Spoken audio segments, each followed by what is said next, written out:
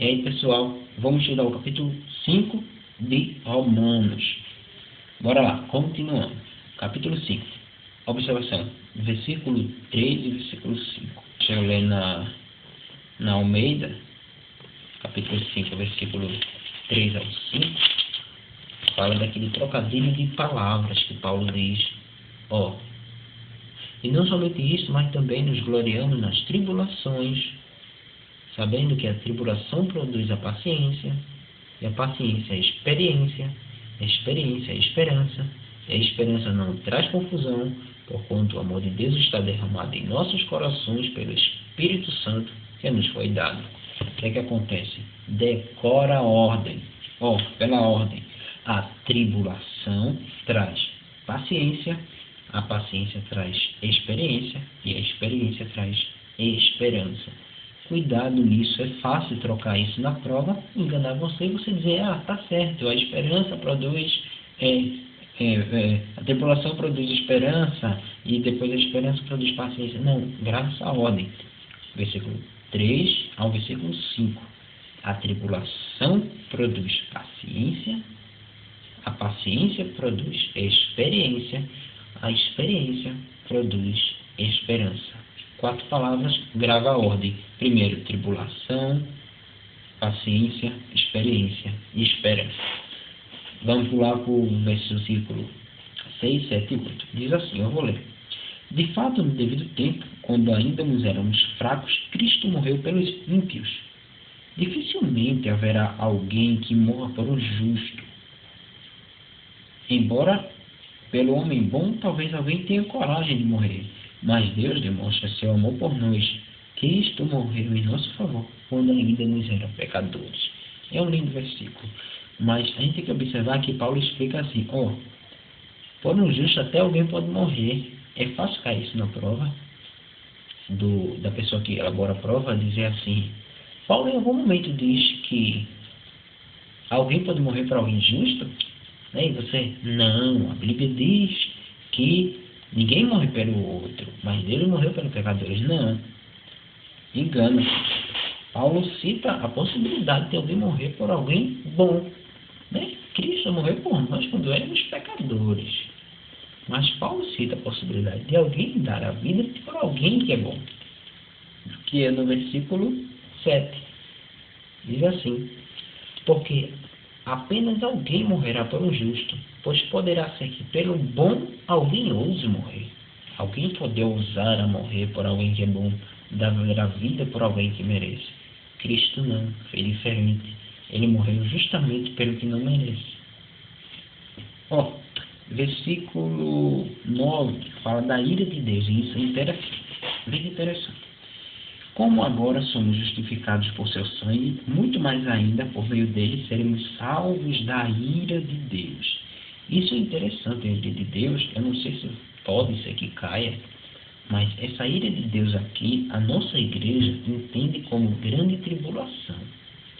Essa ira de Deus pode, no contexto imediato aqui, ser o preço do pecado. Mas no contexto escatológico, essa ira de Deus, ela pode ser a grande tribulação, porque a nossa igreja é o que? Pretribulacionista.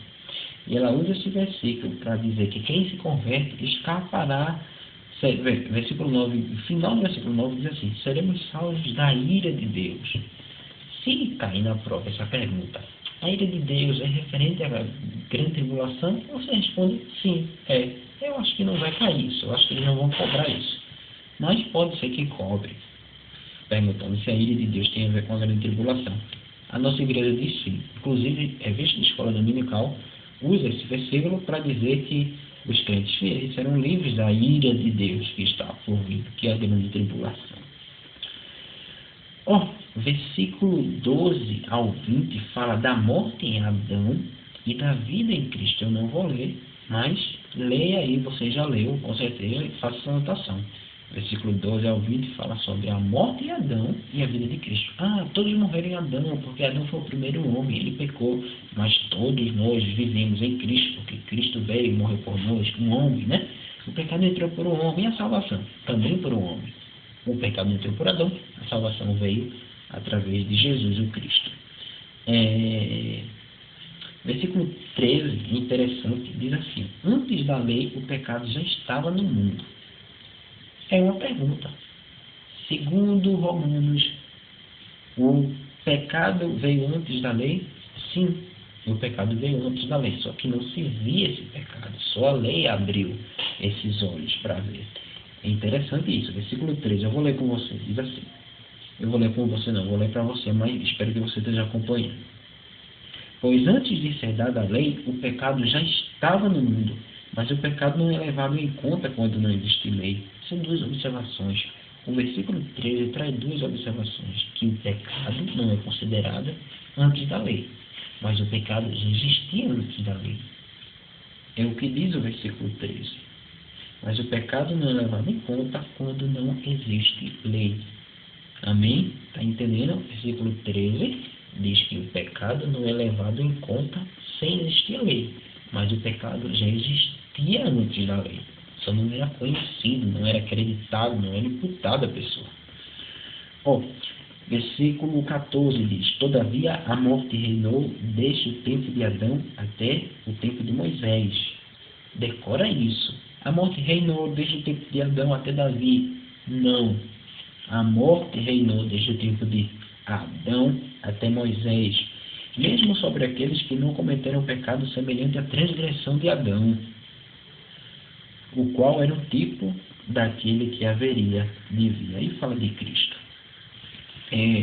Versículo 15 diz assim: entretanto, não há comparação entre a dádiva e a transgressão.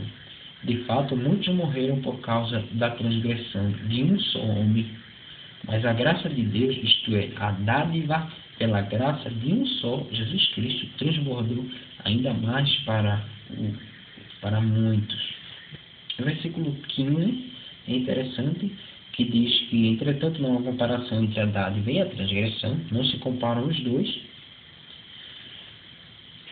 De fato, muitos morreram por causa da transgressão de um só homem, mas a graça de Deus, isto é, a dádiva pela graça de um só, Jesus Cristo, transbordou ainda mais para muitos. Fala que a graça de Deus, a morte de Jesus Cristo, trouxe salvação para todos nós. Versículo 16 diz que o pecado veio de uma ofensa, mas o dom gratuito de Deus, que é a graça, veio de muitas ofensas. E isso é muito interessante. Versículo 16, na Almeida diz assim: e não foi assim o dom como a ofensa, por um só que pecou, porque o juízo veio de uma só ofensa. A gente entende que o juízo de Deus, o pecado, veio por um erro.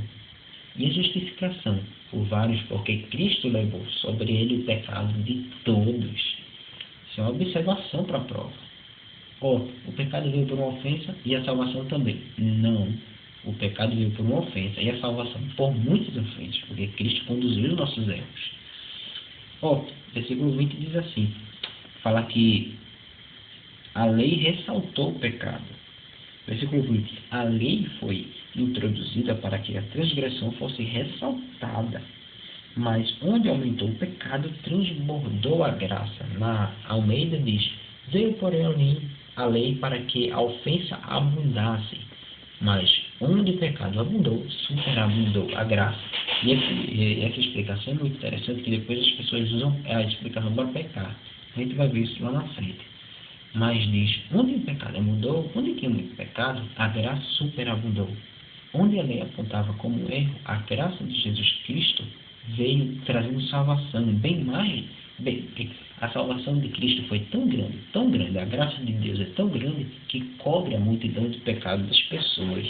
A gente vê isso nesse versículo 20. E o versículo 21, presta atenção, decora ele, diz assim: a fim de que, assim como o pecado reinou na morte, também a graça reine pela justiça para conceder vida eterna, mediante Jesus Cristo, o nosso Senhor. O pecado reinou na morte, a graça reinou para a justiça. O que reinou para a morte? O pecado. E o que reinou para a justiça? A graça. Resposta para algumas perguntas. A gente termina aqui o capítulo 5 e vamos para o capítulo 6.